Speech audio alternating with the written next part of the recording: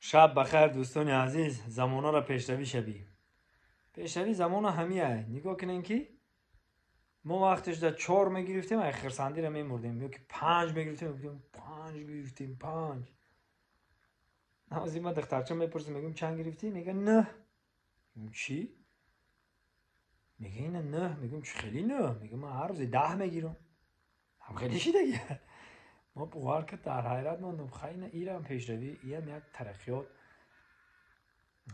بعد جانو پرسیدم میوش پرسیدم میگه آورزی ما 8 میگیریم 9 میگیریم 10 میگیریم.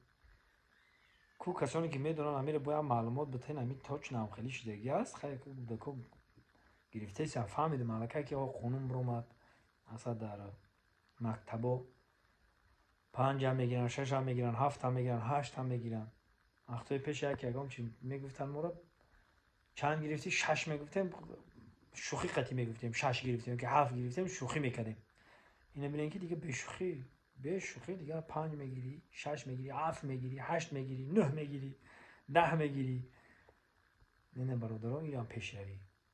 وقتی پیش ما در خشدیلان و در اندلب و در چی خیلی بالتیک بود خیلی میبرشتن 8 میگرفتیم 9 میگرفتیم 10 میگرفتیم.